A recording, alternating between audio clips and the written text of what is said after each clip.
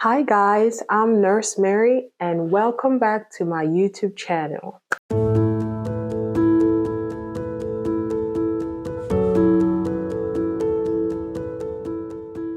So today we are going to be talking about a two-part series, but the main topic is Introduction to Acid-Base Imbalances for nurses.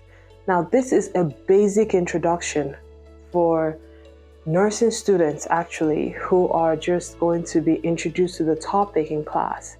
I'm going to go through basic steps on how you can identify these imbalances so you're able to understand the questions when you see them on the exam.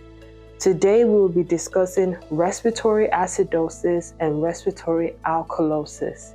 And then in the next video, we will discuss metabolic acidosis and metabolic alkalosis.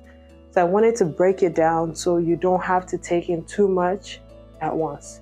So without wasting any more of your time, let's get into the video. So the first step when it comes to acidosis and alkalosis is actually to know what the normal is. That way you can know what's abnormal. So normal for the acid range, 7.35 to 7.45. That's a normal pH, okay? So normal pH is 7.35 to 7.45, okay? So now acidosis refers to anything that is lower than 7.35. And alkalosis is anything that is more than 7.45. You understand that? Okay, so that is the first step. To know the normal, 7.35 to 7.45, and then identify what is acidotic and what is alkalotic. So acidosis would be less than 7.35 and alkalosis would be greater than 7.35. Okay, now we move on to step 2. Respiratory, like it says, deals with the lungs. So we're talking about breathing in and out. Now a normal functioning human being who doesn't have any medical issues, when we breathe in and out, we breathe in oxygen and we breathe out carbon dioxide, but we do this at a controlled rate. We do it in a way that we have a balance of what the body needs. So we breathe in enough oxygen for the body and we exhale enough carbon dioxide for the body. The imbalances happen when we do either too much of the breathing in or too little of the breathing in. So or we do too much of the breathing out or too little of the breathing out. And I will come to explaining that in a minute. So the acid we'll be dealing with when it comes to respiratory would be carbon dioxide, which you will see on most of your exams or quizzes or lectures as PCO2. The normal PCO2 is 35 to 45, okay? So that's a number you need to remember. Carbon dioxide is what we breathe out. Oxygen is what we breathe in. And the normal PCO2 or carbon dioxide is 35 to 45, all right? Now, let's talk about how we breathe and what those indicate for our body and these imbalances. So sometimes you have patients who are breathing too slow, and there are reasons why patients would be breathing really slow, and we will discuss that in a little bit. In your textbooks and in class, that might be referred to as hypoventilation, okay? Hypoventilation is when a patient is breathing too slow. So our usual respirations, when your teacher says count your patient's respirations, pretty much counting their breathing, it's usually 12 to 20. So a patient who is hypoventilating would usually be counting as less than 12. So with hypoventilation, your patient is breathing too slow. In other words, they're breathing in such a way that it's not enough to get that balance for the body like we talked about. So what happens when your patient breathes in and out too slow? They keep too much carbon dioxide inside the body. So when we breathe in oxygen. When we breathe out carbon dioxide. A patient who is breathing too slow is not breathing out enough carbon dioxide, and because of that, they're retaining that carbon dioxide in the body. Okay? So a fast breather would be the opposite. They would be hyperventilating. So their respirations, if you were to count them, could be over 20, since the normal is 12 to 20. Okay? So someone who is hyperventilating is also causing an imbalance because they're breathing out too much carbon dioxide. Okay? The body needs enough carbon dioxide and enough oxygen to get a good balance. And when they're breathing too fast, then they're breathing out too much carbon dioxide.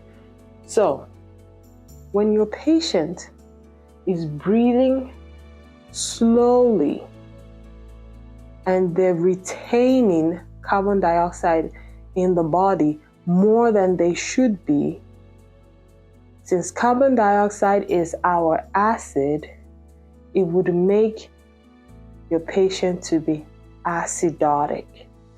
That's when we say respiratory acidosis. Okay? And if your patient is breathing too fast, they're breathing out too much carbon dioxide, and so there's not enough in the body to create that balance.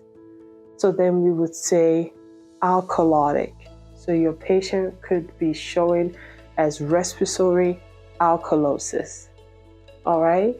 So in those cases, since we said the normal is 7.35 to 7.45, a patient who would say respiratory acidosis on the basic level would show up with a pH that is less than 7.35.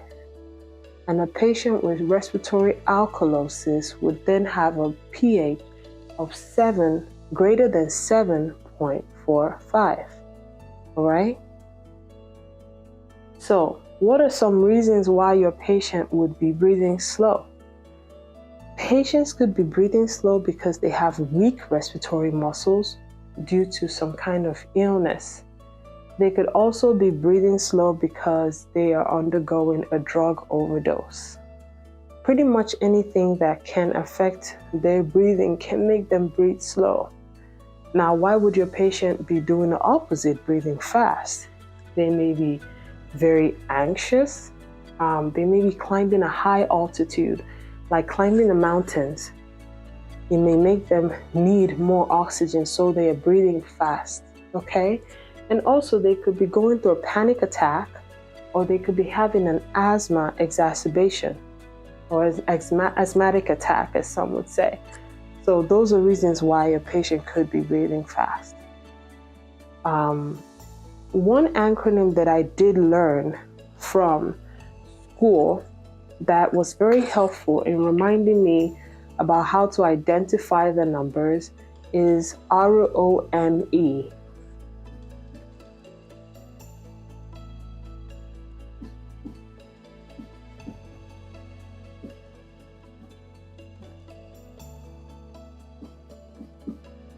And it stands for respiratory opposite, metabolic equal. Like I told you, we'll talk about metabolic acidosis and alkalosis in the next video, but focus on respiratory opposite. This acronym is called ROME, ROME. Now, why do we say respiratory opposite? We say respiratory opposite because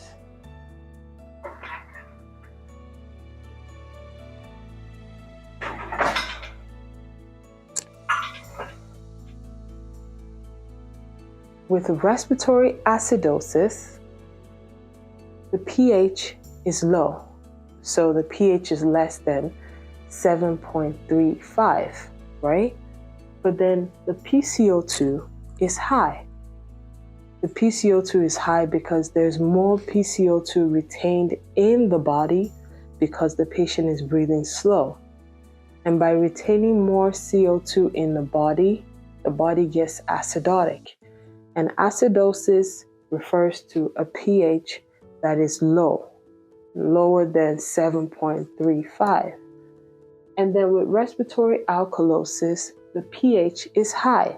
It's higher than 7.45, but the PCO2 is low. The patient is breathing out too much CO2, and for that reason, there's not enough in the body to create that balance.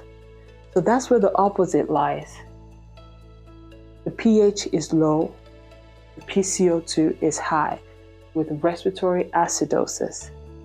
Respiratory alkalosis, the pH is high, the PCO2 is low. Now you have to understand the concept behind this to be able to build your foundation on starting to understand respiratory acidosis and alkalosis. But I do hope that this video gave you an insight into the introduction to respiratory acidosis and respiratory alkalosis. Try and remember the numbers. Try and remember what is happening with the patient. Try and remember the concept behind it. And that will help you to understand it better. I hope this video has helped you. I try to keep it as short and simple as possible. If you would like, and subscribe to my channel, and also leave me a comment down below letting me know if this helped you and other topics that you'd like me to discuss or questions that you might have about this topic. Most importantly, don't forget to like this video and share with your friends. Until next time, I'm Nurse Mary reporting from Nurse Human. Thank you and have a lovely day. Bye-bye.